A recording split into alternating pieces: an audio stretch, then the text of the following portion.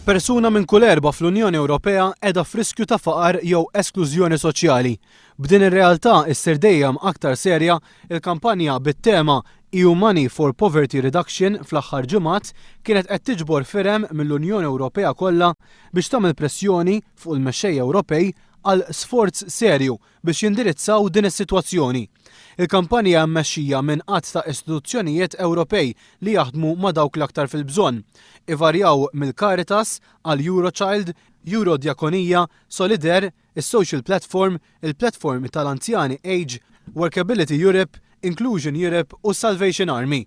Dawn flimkien ma' eluf ta' ċittadini Ewropej qegħdin jinsistu li l-politiċi jallokaw 20% mill-Fond Soċjali Ewropew għat-tnaqqis tal-faqar u l-esklużjoni soċjali. Il-kwistjoni qed tqum għaliex qed jiġi suġġerit li l-ammont allokat jitnaqqas. Deċiżjoni mill-kapijiet tal-Istati Ewropej li ser tkun qed torbotna sal-2020 mistennija tittieħed fis-summit tal-ġimgħa d-dieħla.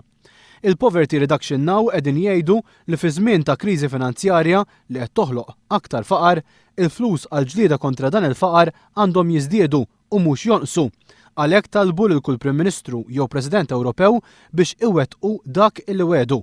Ftit xhur biss ilu l-Kummissjoni Ewropea konfermat li l-Gvern Malti ma kienx wettaq dak li wiegħed magħha dwar it-tnaqqis fil-faqar u l-esklużjoni soċjali f'Malta. Il-Gvern kien intrabat mal-Kummissjoni li jnaqqas il-persuni f'riskju ta' faqar b'6,500. Iżda rapport wera li fil-verità f'5 snin f'Malta u Għawdex il-persuni f'riskju ta' faqar mhux talli ma naqsux iżda żdiedu. Tant li bejn l-2006 u l-2010 il-persuni f'riskju ta' faqar żdiedu b'1.5% u fit-12 xahar biss bil-2009 u l-2010 dawn kienu żdiedu b'2000 ruħ.